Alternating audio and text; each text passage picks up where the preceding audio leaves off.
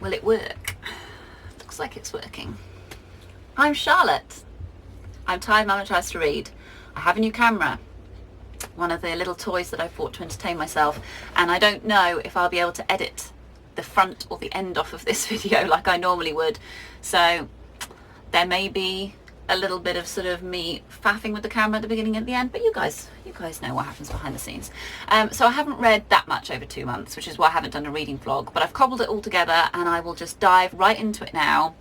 I don't know how your reading schedules have been affected. I think some people have managed to really just immerse themselves in books, and I wish that had happened to me, and I wonder if maybe I didn't have a family that might have happened to me, maybe because I would have been on my own in my flat.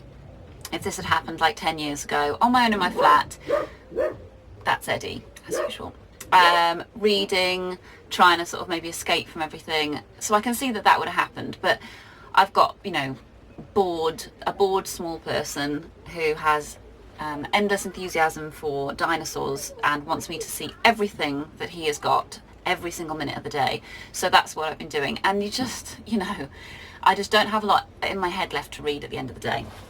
What I have read, where should I start? I read Ali Smith's Spring, which I've yet to talk about.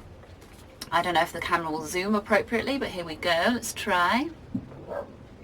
Ali Smith's Spring absolutely took me by surprise. Really, the writing is very bare. Wasn't a massive fan of the style, and actually in the beginning wasn't really sure if I was even going to finish the book. And then the story gripped me, and it's the word I used in my Instagram post was that it was bold, and I kind of feel that is where I lie with it. And I'm really looking forward to reading the other books. I know she hasn't written Summer yet. My mind is telling me that she writes the sort of slightly before the season based on the political temperament. So this was very heavily based around Brexit and was written during the winter, presumably. God only knows what the summer edition is going to hold. I wonder if she'd written a whole draft of it and has just binned it and just started again based on what's gone on. Who knows? Then I read, let's go down to here, Heartstopper III, which I absolutely loved. I wonder if it will focus again. Maybe it's just going really blurry when I'm doing that. I don't know. This was awesome. I love the Heartstopper series, about two boys who fall in love in school. Beautifully illustrated graphic novel, black and white. Just really loving and touching, and touches upon harder themes, but not to the point where you feel massively depressed about it. So very much, I think Alice Oseman herself has described the relationship between the two boys as a safe space for her mentally, and I definitely feel like that's what it provides as a reader. Loved it. I'm going to sort of go back a little bit. Me and Mercedes of Mercy's Bookish Musings and Sian of Storytime have been reading Kith by Griffiths, and I was really excited to read this. The subtitle is The Riddle of Childscape, and it's all to do with childhood and the natural world. Literally couldn't be any more up my street. We are, well, I don't know where they are. I'm on just about to start chapter 6. Ooh. I don't know. I've not read Griffiths before, so I don't, but she felt like somebody who would be just my writer and that I would end up reading everything, and I've got a few of her books, so I obviously had high hopes. It's very much hammered home that children belong in nature, and although I wouldn't disagree with that to a certain extent, people are people and everybody is different, and not all children belong as little ragamuffins in trousers with holes in and climbing trees. You know, some children don't like that. Some children want to look at computer games and be, designers of computer games, and or maybe just want to play football in the natural world. So it's not necessarily the natural world, they're into a game. I just feel like she oversimplifies based on what she wants, or she wanted from her childhood and got, and based on what she would want for a child of her own. That's a very reduced version of what I thought of it, because it's been actually well over 2 months since I've read any of it, but I think we all felt the same, the three of us, and I will finish it at some point, but I don't know if that point is now. Let me know what you think, because that's been knocking around for a while, and I'd like to know. Then did I read that? No. Then I read A Gentleman in Moscow by Amor Towles. I don't know how to say his last name. Is it Towles? Is it Towles? I don't know. This was a book that I ordered through my lovely friend Kate, who has a bookshop in Suffolk called Harris&Harris, and I'll put the link to it below the video.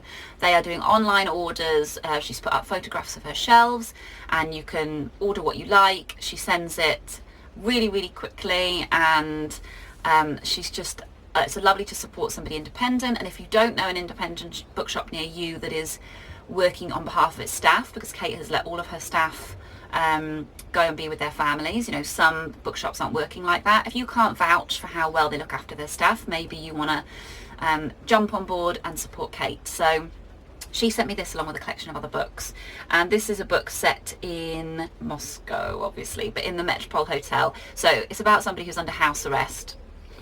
Kind of feel like that was very close to the bone, but it worked because the context was different, and the writing is just so charming and funny in the face of all this very serious stuff, which it doesn't shy away from, but there's some kind of distance between the serious stuff and what's going on with the main character, Alexander, who is just the most delightful human being, and almost too perfect to be true, but you just forgive it because he makes this great he's just this great way into this life. It made me love Russia, and I do love reading about Russia, but it made me miss reading War and Peace.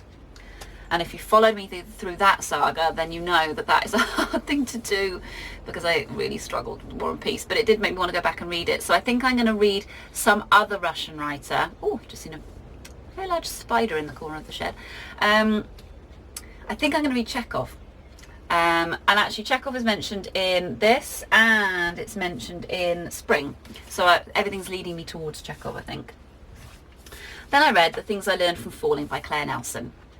Now this is it's a new book. It's about a woman who has a very serious fall whilst going on a hike in the desert in California, and she realizes once she's fallen that she's actually off the main trail, and it is extremely unlikely that she'll be found. She is completely smashed. Her is it her hips? I feel I'm saying hips, but then that's not, I don't think that's quite right. Basically she can wiggle her toes, but there's absolutely, and she can move everything above the waist, but she is just completely smashed all of this area, and there's no way that she can crawl out. She can't even turn over. She's got very minimal supplies with her. It's kind of that, I can't remember that book that was about the man with his arm stuck in the rock, but it's a similar kind of female version of that, a woman who thought that she could look after herself, and then this all came, you know, back to bite her. It was a day's read, and it was good, and it was easy to read, but all the way through she's talking about how she's slightly emotionally disengaged from everything, and I didn't necessarily feel that she came the full width forward into being emotionally engaged with us as readers. Maybe compared to what she was like before, it was enough of a change, and I think for a lot of readers who maybe don't read as many books, you know, if you're maybe not a big reader, but this is the book you choose to read this year, you'll be blown away. But if you've read a lot of fiction novels, or if you've why did I say that? If you've read a lot of fiction, or you've read a lot of sort of maybe, I don't want to say this in a kind of snobby way, but maybe more in-depth literary style, what is life about type books, then you're maybe not going to feel like she gets enough into the nitty-gritty, given her situation especially. But the thrill of waiting for her to be found, because obviously you know she's going to be found, which I found very reassuring in a book, you know, that's about something tense, so I knew it was going to end happily by the very nature of her being able to write it. That is just compelling, and it's not a spoiler to say that when she is found, I mean I just burst into tears straight away, even though I knew it was coming. It's just so amazing. So yeah, maybe this might be the book, if you're struggling to read, to get you back into reading again during this time. And then now I'm reading Swan Song by Kelleigh Greenberg. Is it Kelleigh? Kelleigh? Spelt differently to how I would expect Kelleigh to be spelt. Greenberg-Jephcott. and it is amazing. So I'm not even that far. I'm 72 pages in, and I am madly in love with it. I'm really interested in the 1950s. I love Marilyn Monroe. I love the photo of Marilyn dancing with Truman Capote. Oh, I haven't done this, look. Still don't know if that's working. We'll see when I watch this back. I love everything about that kind of era when it comes to sort of being distracted. There's obviously a lot of serious stuff that went on, as with every era that wasn't as great. But I really love this kind of thing. And Hollywood stars, it's like, I don't know, it's that, because they're of the past, you don't feel so bad about really wanting to know everything about them. Whereas modern celebrities, I have this level of guilt where I think, why do I care? And is it fair to want to delve into someone's private life like that? But when they're from the past, it doesn't seem so bad. And this is the perfect, like, fly on the wall. You get to know everything about these people. And I keep stopping to Google to just double check. I'm like, that can't be true. And then I check, and it is true. And I'm also looking at loads of photos of these women that he's writing about. So it's about Truman Capote's book that he wrote that was meant to be a disguised version of, like, the scandalous lives of his female friends, but he just, I don't know, I'm not far enough into it to know, but he either really did think he had disguised them and was clueless as to how it was going to go down, or, as seems more likely, he knew exactly what was going to happen and just did it anyway. So loving it. Yeah, I'll stop there. I have got some new books. There's a little peek of them there, but I think I might save that for another video. So I hope you're all keeping well. Other videos that I filmed and then rejected in the last month have involved 10-minute long rants about how I'm feeling about the situation we're in at the moment, how I'm feeling about the way our governments are dealing with it across the world, and just, you know, how I'm feeling about the Twitter response to various things, how I'm feeling about people running past my house and spitting on the pavement, that kind of thing. But I'm not going to go into a massive rant now, because I just feel like some days you need to sort of let that out, and then other days you just need to live as normally as you possibly can. And today is one of those days where I just want to try and be as normal as possible. So if you do need to talk, as I've said before, I'm on Instagram, where you can message me sort of privately. I don't give out my email address or anything like that, but if you want to do that, you know, find me on Instagram, or Voxer. I think I come up as Tired Mama on Voxer, but I'll double check that. Okay, right, I will see you soon. I might leave you with some footage of some, either a walk, depending on where I put it, or some animals on my bird feeder. I know, it's a thrill a minute,